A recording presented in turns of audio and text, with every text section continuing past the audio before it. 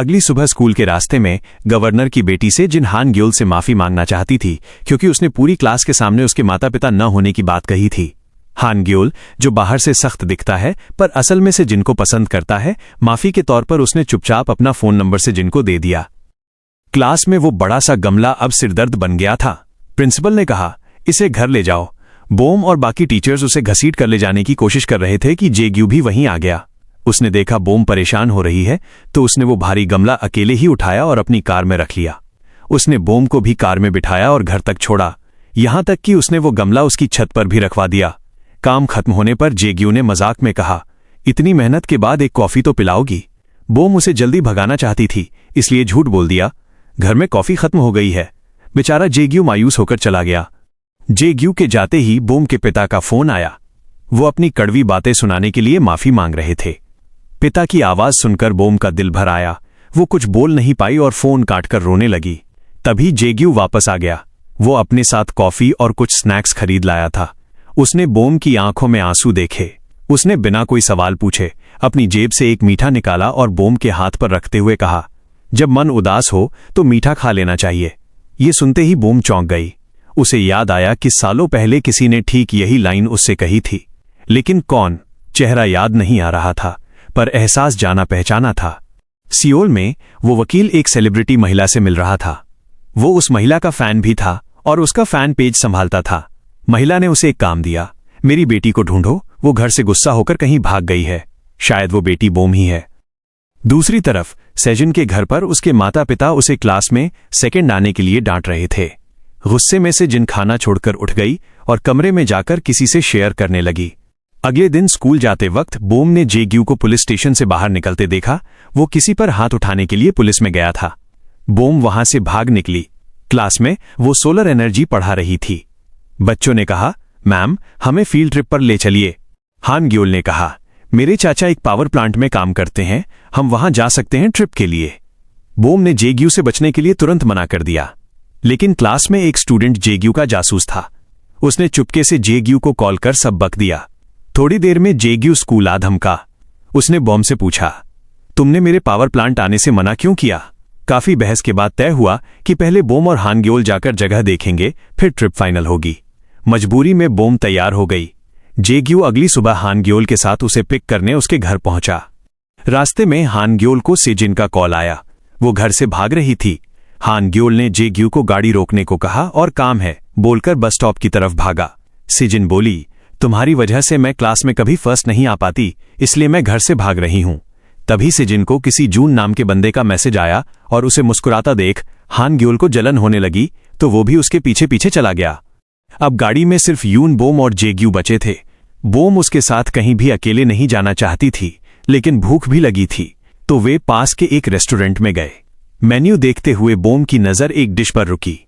उसने वही dish order की जो उसके पिता बचपन में उसके बीमार होने पर बनाते थे। जब खाना आया तो जेग्यू चिकन को हाथ लगाने में थोड़ा हिचकिचा रहा था। यून बोम ने पूछा, क्या हुआ, तुम खा क्यों नहीं रहे? जेग्यू ने कुछ नहीं कहा, बस चिकन का पूरा लेग पीस उठाया और किसी जंगली जानवर की तरह उसे नोचकर खाने लगा। बातों बातों में जेग्यू ने उस पुलिस स्टेशन वाली घटना का सच बताया। मैं किसी को मारने नहीं गया था। दरअसल फायर ट्रक के रास्ते में एक कार खड़ी थी। मैंने बस अपने हाथों से उस कार को उठाकर साइड में रख दिया था, लेकिन कार मालिक ने प्रॉपर्टी डैमेज के लिए पुलिस बुला ली। बोम ने मौका पाकर पूछा, और उस टीचर को क्यों मारा था? जेग्यू ने मासूमियत से कहा, अरे वो एक टीचर होने के बावजूद जुआ खेल रहा था, इसलिए मैंने गुस्से में बस टेबल पलट दी थी। शायद इसीलिए उसने हान ग्योल का अवार्ड रोक दिया। बोम ये सब सुनकर समझ गई कि उसे अब निकल लेना चाहिए, लेकिन तभी बोम की नजर जेग्यू की शक्ल और गर्दन पर पड़ी। वहां लाल चकत्ते रैशेज पड़ गए थे।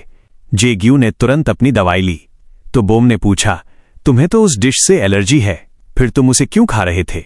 जेग्यू ने कहा, अगर मैं नहीं खाता तो तुम भी नहीं खाती, और मैं तुम्हें भूखा नहीं देख सकता।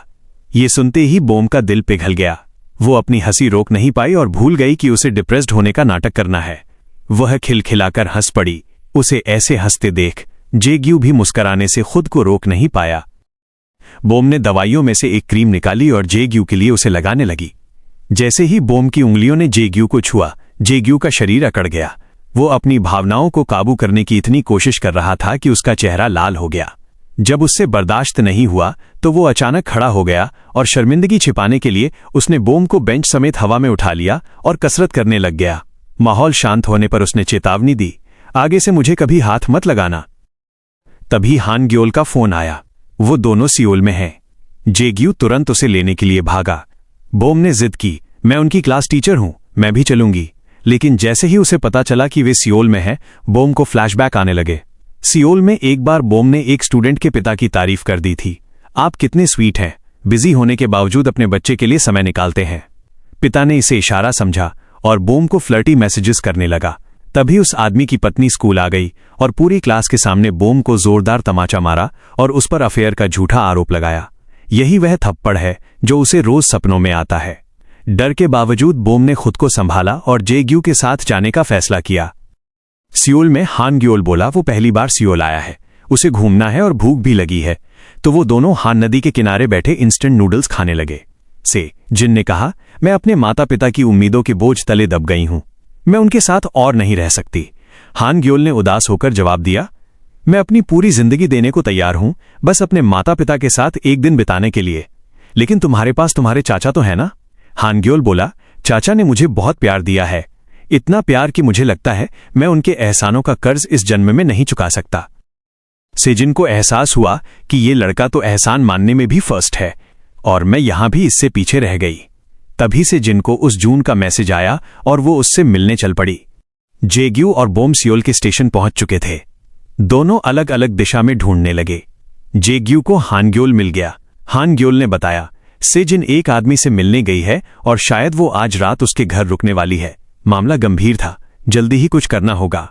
उधर बोम ने सेजिन को एक आदमी के साथ ट्रेन में चढ़ते देख लिया। उसने जेग्यू को कॉल किया लेकिन ट्रेन के दरवाजे बंद हो रहे थे। जेग्यू ने चिल्लाया, तुम उस पर नजर रखो, मैं अगले स्टेशन पर मिलता हूं। जेग्यू को ट्रेन से पहले अगले स्टेशन पहुंचना था, तो उसने भागकर जाने का फैसला किया और अपने भतीजे को अगली ट्रेन पकड़ने को कहा। जेग्यू ने दौड़ लगाई कि तभी रास्ते में प्रदर्शनकारियों की भीड़ थी। उसके पास ज्यादा समय नहीं था। जेग्यू ने आव देखा नताव, उसने भीड़ के सिरों के ऊपर से एक लंबी छलांग लगाई और हवा को चीरता हुआ आगे बढ़ गया। अगले स्टेशन पर ट्रेन रुकी।